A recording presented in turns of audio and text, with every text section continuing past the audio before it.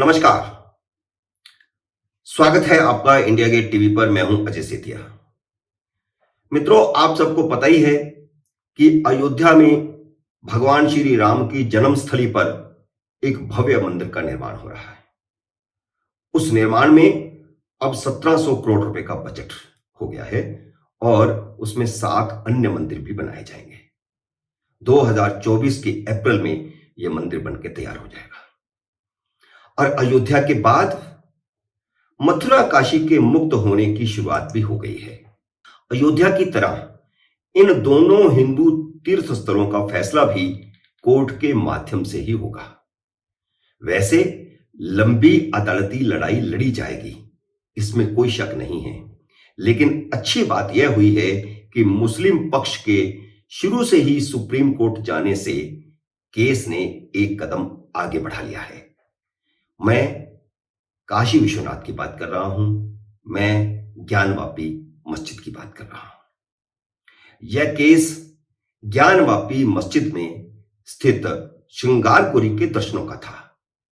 1993 तक हिंदू श्रृंगारपुरी की रोजाना पूजा अर्चना करते थे। तब उत्तर प्रदेश में मुस्लिम तुष्टीकरण वाली समाजवादी पार्टी की सरकार थी, जिसने ज्ञानवापी मस्जिद के चारों तरफ लोहे की ग्रिल लगवा दी। इस तरह हिंदुओं के श्रृंगारपुरी मंदिर जाने का रास्ता बंद हो गया। 1991 में केंद्र की कांग्रेस सरकार ने भारतीय जनता पार्टी के विरोध और वॉकआउट के बाद संसद से धर्मस्थल बिल पास करवा लिया था। यह बिल यह था कि 1947 में आजादी के समय जो धर्मस्थल जैसा था वैसा ही रहेगा, उसमें कोई बदलाव नहीं किया जा सकता। सिर्फ अयोध्या को इस कानून से बाहर रखा गया था। तब विपक्ष के नेता अटल बिहारी वाजपेयी और लाल कृष्ण आडवाणी ने सरकार से कहा था कि अयोध्या के साथ मथुरा काशी को भी कानून के दायरे से बाहर रखा जाए, लेकिन मुसलमानों, वामपंथियों और तथाकथित सेक्युलर दलों के दबाव में सरकार इसके लिए तैयार नहीं हुई, तो भारतीय जनता पार्टी ने वॉकआउट किया था। भाजपा के वॉकआउट के बाद बिल लगभग सर्वसम्मति से पास हुआ। इस कानून ने हिंदुओं के मन में गुस्सा भर दिया, क्योंकि उन्हें अदालत से इंसाफ लेने से रोका गया था। यह कांग्रेस सरकार का सबसे बड़ा एक तरफा मुस्लिम तुष्टीकरण था, जिसका नतीजा यह निकला कि 1996 में भारतीय जनता पार्टी 161 सीटें लेकर के सबसे बड़ी पार्टी के रूप में उभरी और तब भारतीय जनता पार्टी की 13 दिन के लिए सरकार भी बनी थी। उसके खिलाफ सारे दल इकट्ठे हो गए और वह सरकार 13 दिन बाद गिर गई। संसद में भाषण देने के बाद अटल बिहारी वाजपेयी ने खुद इस्तीफा देने का ऐलान किया था। इसी धर्मस्थल कानून के कारण मथुरा काशी के मुकदमे या तो अदालतों से खारिज होते रहे या लंबित रखे जाते रहे। एक काशी विश्वनाथ का मामला अभी अदालत में लंबित है। इसी साल श्रृंगारपुरी का मुकदमा कोर्ट में गया था, वह अलग मुकदमा था, तो मुस्लिम पक्ष ने वही धर्मस्थल कानून का हवाला देकर केस को खारिज करने की गुहार लगाई थी। लेकिन यह केस अलग था, क्योंकि 1991 तक ज्ञानवापी परिसर में श्रृंगारपुरी मंदिर में रोजाना पूजा होती थी, बल्कि 1993 तक हो रही थी। इसलिए सिविल कोर्ट ने ज्ञानवापी मस्जिद की वीडियोग्राफी करवाने का आदेश दे दिया। वीडियोग्राफी रुकवाने की मुस्लिम पक्ष की सारी दलीलें कोर्ट ने खारिज कर दी थी। इसी वीडियोग्राफी ने मस्जिद की पोल खोल कर रख दी, जब मस्जिद के भीतर स्वास्तिक और वजूखाने में शिवलिंग मिल गया। हालांकि मुस्लिम पक्ष इसे शिवलिंग नहीं, फारा कहता है।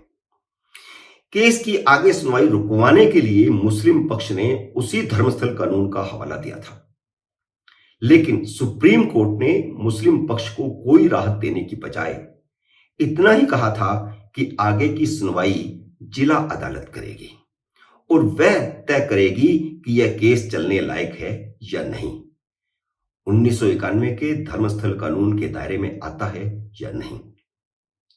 मुस्लिम पक्ष की एक और दलील थी कि औरंगजेब ने यह जमीन मुसलमानों को मस्जिद बनाने के लिए दी थी, इसलिए इस केस को वक्फ बोर्ड ही सुन सकता है। वक्फ बोर्ड के कानूनी अधिकार भी न्याय की सामान्य प्रक्रिया के खिलाफ है। इसे भी सुप्रीम कोर्ट में चुनौती दी जा चुकी है, लेकिन वह एक अलग मामला है, उसके बारे में फिर कभी चर्चा करेंगे। 12 सितंबर 2022 को वाराणसी की जिला अदालत ने मुसलमानों की सारी दलीलें खारिज करते हुए अभी सिर्फ इतना ही फैसला किया है कि केस सुने जाने लायक है। दोनों ही आपत्तियां खारिज कर दी गई, एक तो धर्मस्थल बिल वाली और एक वक्फ बोर्ड वाली, दोनों ही मुसलमानों की आपत्तियां खारिज कर दी गई। लेकिन अब सिर्फ श्रृंगार गौरी मंदिर में पूजा के अधिकार का मामला नहीं रहा। अब सारी ज्ञानवापी मस्जिद पर सवाल है। हिंदू पक्ष सारी ज्ञानवापी मस्जिद वापस चाहते हैं और शिवलिंग की बाकायदा रेगुलर पूजा का अधिकार मांग रहे हैं, ताकि सैकड़ों सालों से टकटकी लगाए बैठा नंदी शिवलिंग के दर्शन कर सके। स्वाभाविक है कि अंजुमन इंतजामिया मसाजिद कमेटी इस फैसले के दूरगामी नतीजे जानता है, इसलिए वह हाई कोर्ट में चुनौती देगा, उसने ऐलान भी कर दिया है, और यह केस सुप्रीम कोर्ट तक जाएगा, इसमें भी कोई दो राय नहीं है। अभी 3 दिन पहले ही सुप्रीम कोर्ट ने धर्मस्थल कानून को चुनौती दिए जाने वाली याचिका भी स्वीकार की है, और याचिका स्वीकार करके केंद्र सरकार को नोटिस देकर पूछा है कि इस कानून पर उसकी क्या राय है। भारतीय जनता पार्टी के नेता अश्विनी उपाध्याय और सुब्रमण्यम स्वामी की अपील पर ही यह नोटिस जारी हुआ है। इन दोनों ने अपनी याचिका में कहा है कि यह कानून न्याय के सिद्धांत के खिलाफ है, क्योंकि यह कानून लोगों को अदालत में जाने से रोकता है, इंसाफ लेने से रोकता है। कोई कानून किसी को अदालत में जाने से कैसे रोक सकता है, और 1947 की सीमा कैसे तय की जा सकती है? उससे पहले मुगल काल में हजारों मंदिर तोड़े गए, वहां पर मस्जिदें बनाई गई। फिर ब्रिटिश राज आया, तो ब्रिटिश राज में भी हिंदुओं के साथ कोई ऐसा इंसाफ तो नहीं हुआ कि वह मंदिर वापस दे दिया जाए, ऐसा कुछ हुआ नहीं। अब देश आजाद हुआ है, तो क्या हिंदुओं को इंसाफ मांगने का हक नहीं है? क्या उनको अपने पुराने मंदिर, अपनी पुरानी इमारतें मांगने का हक नहीं?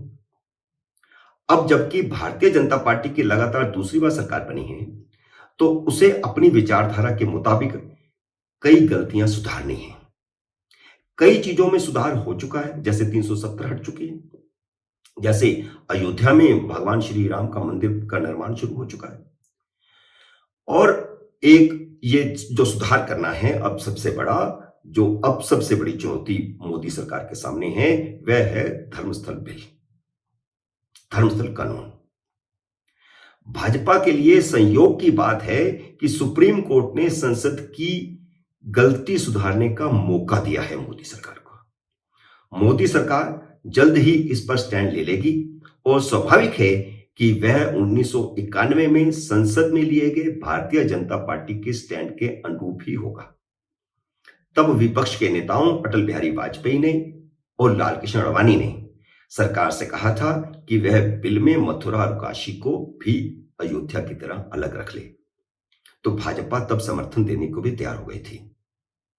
भाजपा सरकार के पास अब 2 विकल्प हैं। पहला यह कि सुप्रीम कोर्ट को अपनी राय बता करके इस कानून को अदालत से ही खारिज करवाने का रास्ता खोल दे। दूसरा विकल्प यह है कि संसद में बिल पेश करके उसी तरह इस कानून को भी रद्द कर दे, जैसे सैकड़ों पुराने कानून रद्द किए गए हैं।